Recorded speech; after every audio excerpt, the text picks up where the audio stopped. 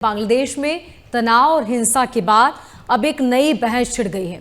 चुनाव नजदीक है, इसलिए कट्टरता एक नया मुद्दा बन गया है। क्या कट्टरता वाला जो दांव है वो चल पाएगा? देखिए, बांग्लादेश में जो परिस्थिति है वो थोड़ी विस्फोटक इसलिए है कि इसमें अमेरिका का हाथ है। कल परसों ही शायद आपके चैनल पे हम बात कर रहे थे कि भाई अभी क्या कर अमेरिका ने एक अनुमान लगाया कि बांग्लादेश का चुनाव कौन जीत रहा है। इनका अनुमान कहता है जमाती जीत रहे हैं।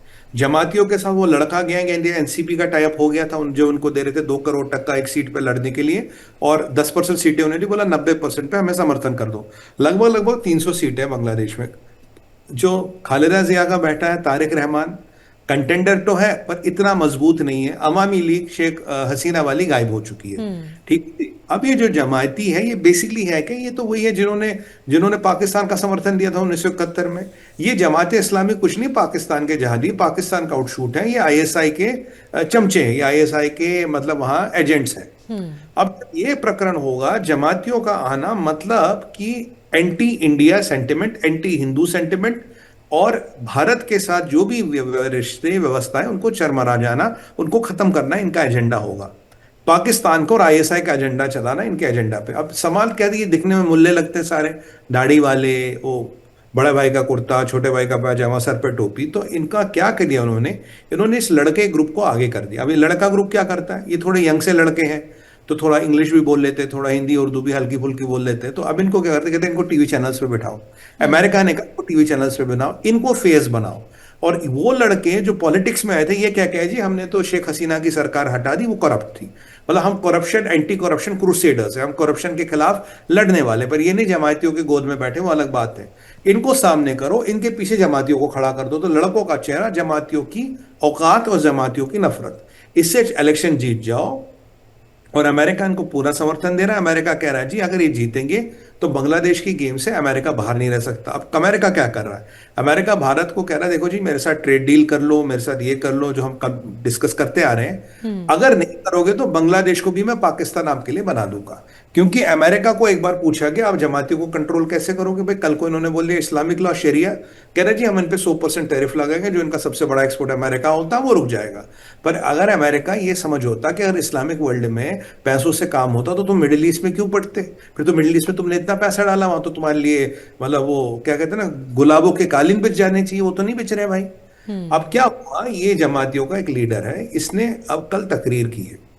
ये कहता भैया सीधी सी बात है, बांग्लादेश में 80% मुसलमान है। अगर 80% बांग्लादेश में मुसलमान है तो यहाँ ये सब सिस्टम तो खराब है। मतलब ये देखिए, इस्लाम में डेमोक्रेसी की इजाजत नहीं है, इस्लाम में इलेक्शन की इजाजत नहीं है। मैं पहले भी कह चुका हूं आपके चैनल पे। कह रहे तो यहाँ कुरानिक सिस्टम लाओ, कुरानिक सिस्टम ऑफ गवर्नेंस, वही मतलब ना सिलेक्शन बाय एलिमिनेशन वाला सिस्टम है, इलेक्शन खत्म। और यहाँ पे शरिया लाओ भाई।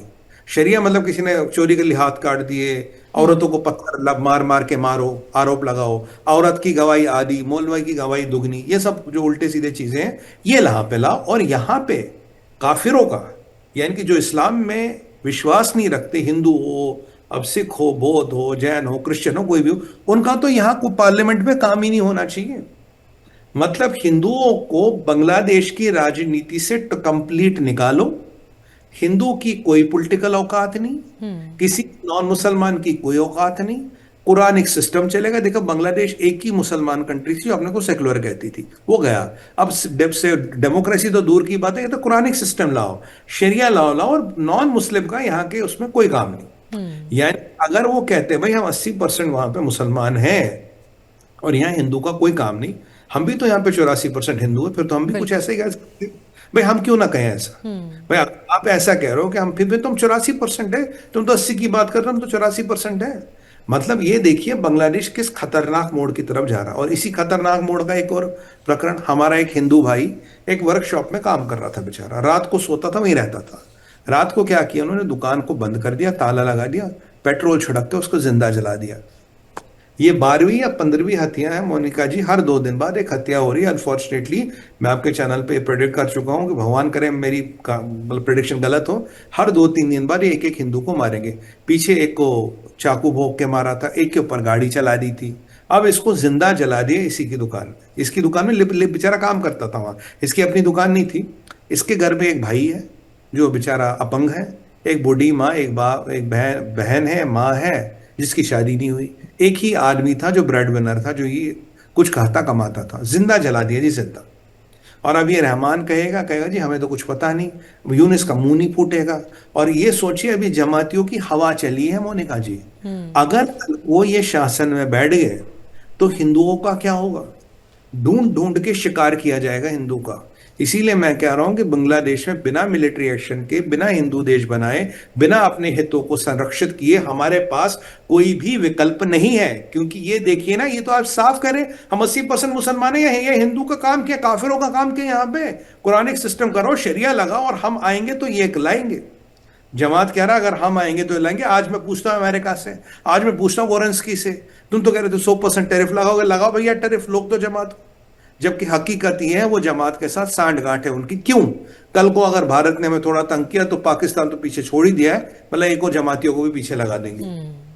और ये एक बीएनपी के सबसे बड़े नेता तारिक रहमान, जिनका आपने जिक्र किया, बांग्लादेश में वापसी के साथ ही उन्होंने लोकतांत्रिक बातें की थी, बुद्ध, ईसाई, हिंदू वाले नए बांग्लादेश बनाने का वादा किया था, और अब ये एक एक इस कहते हैं ना, लाख बातों की एक बात, घाघर में अगर सागर को भरूं, इसे कहते हैं अलतकिया। जो बोलो जिससे फिलहाल काम हो, बाद में देखा जाएगा। एक बात बताइए, उनकी जमातियों के साथ गांठ है, जमातियों के समर्थन से कई बार वो सरकार में रहे हैं।